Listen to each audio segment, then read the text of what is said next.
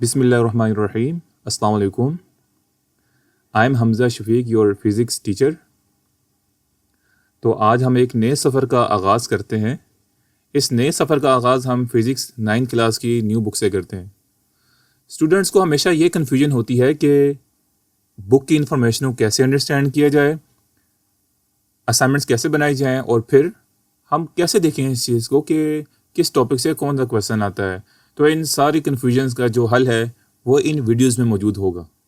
तो आज की इस वीडियो में हम ये बात देखेंगे कि जो हमारा आज का टॉपिक है physical and non physical quantities, इस टॉपिक में बुक में क्या इन्फॉर्मेशन मौजूद है, इसके असाइनमेंट कैसे बनानी है और उसके बाद इस टॉपिक में से कौन सा क्वेश्चन आ सकता है। तो वीडियो को शुरू करते हैं। तो सबसे पहले हम देखते हैं कि बुक में क्या इन्फॉर्मेशन मौजूद है। वो डिस्क्राइब वेरियस नेचुरल फिनोमेना, हम बयान करते हैं, हम डिस्क्राइब करते हैं कुदरती मज़ाहिर को, इवेंट्स को, इंसानी रवैयों को, using some of their features and terms, उनकी खुसूसियात की बुनियाद पर उनको एक्सप्लेन करते हैं। जैसे कि देखो लव, अफेक्शन, ये कुछ खुसूसियात, कुछ चीज़ें हमारे पास, कुछ क्वांटिटीज़ हमारे पास, इनको हम इनकी खुसूसियात की बुनियाद पर डिस्क्राइब करते हैं। Love, affection, wisdom, beauty, length. ठीक है, अब देखो इनमें से कुछ चीज़ें ऐसी होंगी, some of these can be measured directly and indirectly. इसमें से हम कुछ को डायरेक्टली और इनडायरेक्टली मेजर कर सकते हैं। क्या ख्याल है? इनमें से कुछ को हम डायरेक्टली एंड इनडायरेक्टली मेजर कर सकते हैं using some tools and instruments. कुछ टूल्स इंस्ट्रूमेंट्स को यूज़ करते हुए हम इनको मेजर कर सकते हैं, जैसे कि such as length of the object using ruler, time duration of an event clock या स्टॉप वॉच, एंड टेम्परेचर को हम मेजर करते हैं with the help of thermometer. इन सारी क्वांटिटीज़ को हम मेजर कर सकते हैं। इसका मतलब है इन सारी क्वांटिटीज़ को हम क्या कहेंगे? Physical quantities. क्या ख्याल है? ठीक है, अच्छा देखो, the foundation of physics rest upon physical quantities. अच्छा देखो, अब मेरी बात सुनो, वो सारी क्वांटिटीज़ जिनको हम किसी टूल या इंस्ट्रूमेंट से मेजर कर सकते हैं, उन सारी क्वांटिटीज़ को हम क्या कहेंगे? फिजिकल क्वांटिटीज़ कहेंगे। क्लियर हो गया? तो quantities which can measure directly and indirectly known as physical quantities. And the foundation of physics rest upon the physical quantities, मतलब पूरी फिजिक्स की जो बुनियाद होगी वो किस पर डिपेंड करेगी? फिजिकल क्वांटिटीज़ पर डिपेंड कर रही है। Through which laws and principles of physics are express, और जो लॉज और प्रिंसिपल्स हैं, मतलब जितने भी कवानीन हैं, असूल हैं, जो भी हैं फिजिक्स के, वो किसकी मदद से बयान किए जाते हैं? With the help of physical quantities की मदद से बयान किए जाते हैं। ठीक है, पूरी फिजिक्स में आपको सिर्फ फिजिकल क्वांटिटी नज़र आएंगी, नॉन फिजिकल क्वांटिटीज़ आपको नज़र बिल्कुल नहीं आएंगी। क्लियर हो गया ये बात? अच्छा जी, आई सपोज कोई कन्फ्यूजन नहीं रहेगी आपको। इसके बाद अब शुरू करते हैं अबाउट नॉन फिजिकल क्वांटिटीज़ के बारे में। Other quantities quoted above such as love, affection, fear, wisdom and beauty cannot be measured using tools and instruments। तो इन क्वांटिटीज़ को हम नहीं बता सकते कि भाई एक शख्स में खौफ मौजूद है, कितना खौफ मौजूद है, हम ना उसकी बता सकते हैं क्वांटिटी बता सकते हैं, ना कोई यूनिट बता सकते हैं। हाँ भाई, खौफ उसमें इतने सेंटीमीटर खौफ है, इतने किलोग्राम खौफ है, तो हम उसको क्वांटिटी में नहीं बता सकते। कोई कितना शख्स कितना अक्लमंद है, हम नहीं बता सकते उसको, ना हम उसको मेजर कर सकते हैं। They often pertain to the perception or interpretation of the observer। ठीक है, पहले एक काम करते हैं, थोड़ा इसको हाईलाइट कर लेते हैं। ये सारी हमारी वो क्वांटिटीज़ हैं कि जिनको हम डायरेक्टली इनडायरेक्टली मेजर नहीं कर सकते। They often pertain to perception or interpretation of the observer। They often pertain to, ये डिपेंड करते हैं किस पर? Perception and interpretation of the observer के ऊपर, कि ऑब्जर्वर जो है वो कैसे सोचता है और कैसे समझता है इन सारी चीज़ों को। ठीक है, जो ऑब्जर्वर है वो किस तरीके से इन सारी चीज़ों को सोचता है या उनके बारे में कोई एहसास रखता है, उनकी अंडरस्टैंडिंग रखता है। इंटरप्रिटेशन का मतलब क्या हो जाएगा? उसकी अंडरस्टैंडिंग, ऑब्जर्वर की किस तरीके से समझता है, अंडरस्टैंड करता है इन सारी चीज़ों को। अच्छा, इसके बाद है they can be described qualitatively और compared using some predetermined criteria, indices और थ्रू सर्वे टेक्निक्स। तो किया जाता है इनको क्वालिटेटिवली, यानी म्यारी तरीके से बयान किया जाता है। मतलब इनकी क्वालिटी क्या होगी, एक ही शख्स में कितना ज़्यादा खौफ है, कितना कम खौफ है। ठीक है, उनकी क्वालिटी की बुनियाद पे, मतलब क्वांटिटी नहीं बता सकते, सिर्फ क्वालिटी बता सकते हैं इनकी। दूसरी बात, या फिर कोई सर्वे किया जा सकता है या कोई क्वेश्चन पूछे जा सकते हैं लोगों से, हाँ भाई आपका क्या ख्याल है इस बारे में, तो मुख्तलिफ जितने ऑब्जर्वर होंगे सबका क्या होगा, अलग अलग राय होगी किसी भी चीज़ के बारे में। क्लियर?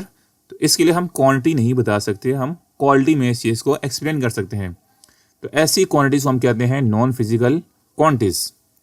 तो नॉन फिजिकल क्वांटिटीज़ मोस्टली हमारी हेल्प करती हैं, mostly help to understand and to analyse human behaviour, emotion and social interaction. तो जो नॉन फिजिकल क्वांटिटीज़ होती हैं वो हमारी क्या करती हैं, हेल्प करती हैं। ठीक है, वो क्या करती हैं, हमारी हेल्प करती हैं to understand and analyse human behaviour, इंसानी रवैयों को समझने, उनके इमोशंस को, और जो सोशल इंटरेक्शन, जो भी समाजी ताल्लुकात होंगे उनको समझने में क्या करती है, मदद करती है। तो आई सपोज आपको ये आज का टॉपिक समझ आ गया होगा। अब हम एक काम करते हैं, हमारे पास एक क्विज़ मौजूद है इस क्विज़ को भी मुकम्मल करते हैं और इसके बाद जल्दी से हम जो इसकी असाइनमेंट है उसको हम चेक करते हैं।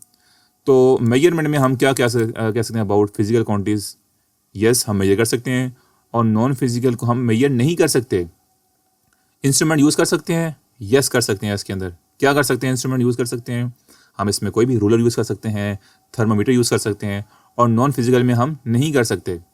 न्यूमेरिकल वैल्यू, अच्छा एक काम करते हैं ना, इस को हम देखते हैं असाइनमेंट के ऊपर, हमने इसको बनाया होगा असाइनमेंट के ऊपर। तो हमारे पास ये रही इसकी असाइनमेंट, तो आप इसका स्क्रीनशॉट लेकर इसकी असाइनमेंट बना सकते हैं, जैसे कि डेफिनेशन ऑफ फिजिकल क्वांटिटीज़ और उसकी एग्जांपल, उसके बाद नॉन फिजिकल क्वांटिटीज़ और उसकी एग्जांपल। ठीक है, और आई सपोज आप इसको मत लिखिएगा अपनी असाइनमेंट के अंदर, मतलब इसकी ज़रूरत नहीं है। मैंने कोशिश की कि इन्हीं 2 पार्ट्स में बहुत सी बातें इन्फॉर्मेशन ऐड कर दी है कि हम कैसे मेजर करते हैं, कैसे मेजर नहीं करते। और उसके बाद जो क्विज़ है इसका, वो भी आप यहाँ से देखकर बुक पर कंप्लीट कर लीजिएगा। ठीक है, जैसे कि टूल्स हम क्या यूज़ कर सकते हैं, रूलर, थर्मोमीटर, और इसमें हम नहीं कर सकते। न्यूमेरिकल वैल्यू में की वैल्यू होती है, नहीं होती है इसकी फिजिकल की? यस होती है, 5 मीटर 20 डिग्री सेल्सियस। तो 5 क्या है इसका मैग्नीट्यूड है, और मीटर क्या है इसका, वो यूनिट है। ठीक है, और नॉन फिजिकल क्वांटिटीज़ में कोई भी यूनिट या न्यूमेरिकल वैल्यू नहीं होती, हम इसको क्वालिटी की बुनियाद पर एक्सप्लेन करते हैं। एग्जाम्पल भी मैंने कुछ यहाँ ऐड किए हैं, आप इसके अलावा भी ऐड कर सकते हो। क्वांटिटी हैज़ डायमेंशंस, तो क्या डायमेंशन होती है physical quantity, non physical quantities की? The answer is no. Dimensions मतलब उनके पास क्या कोई यूनिट होता है? नहीं होता। तो physical quantity, non physical quantities के पास कोई भी यूनिट नहीं होता, जिस वजह से हम कह सकते हैं कि वो non physical quantities does not have dimensions because it can not be measured using physical units. तो क्लियर होगी सारी बात आपको? ओके, अब इसके बाद देखते हैं कि इस टॉपिक में से आपके एग्जाम में क्वेश्चन क्या आ सकता है।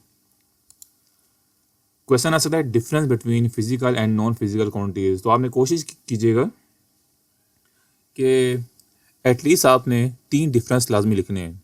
तो सबसे पहले आपने इसकी लिखनी है डेफिनेशन, दोनों की, physical and non physical quantities की। तो डेफिनेशन आपने वही लिखनी है जो कि आपने असाइनमेंट में बनानी है डेफिनेशन। उसके बाद आप एग्जांपल ऐड कर सकते हो। इसके अलावा कह सकते हो उनकी नेचर के बारे में, कि एक की नेचर होती है ऑब्जेक्टिव, एक की नेचर होती है सब्जेक्टिव। ऑब्जेक्टिव का मतलब यहाँ ये होगा कि same value for all observers under the same conditions. जैसे अगर हम लेंथ मेजर करते हैं 1 मीटर, तो जितने भी ऑब्जर्वर होंगे अगर मेजर करते हैं उस चीज़ को, तो 1 मीटर ही आंसर आएगा। ठीक है, और नॉन के बारे में क्या ख्याल है कि जो किसी चीज़ के बारे में कोई राय है तो डिफरेंट लोगों की डिफरेंट इंटरप्रिटेशन हो सकती है, मुख्तलिफ राय हो सकती है। Measurement, measured quantitatively numbers with units, तो हम इसको क्वान्टिटेटिव बता सकते हैं और इसको हम क्वालिटेटिवली बता सकते हैं, उनकी फीलिंग्स, ओपिनियंस के बारे में। Dependence, based on scientific laws and natural properties and based on human perception, emotion and culture. तो आई सपोज आपको आज की वीडियो बहुत अच्छी लगी होगी। अभी भी बहुत टाइम है हमारे पास एग्ज़ाम का, तो हम ये कर सकते हैं कि अच्छे तरीके से इन तमाम लेक्चर्स को कवर अप कर सकते हैं और एग्ज़ाम्स की सही अच्छे से तैयारी कर सकते हैं। तो अगर वीडियो आपको अच्छी लगी है तो आप इसको सब्सक्राइब कीजिएगा।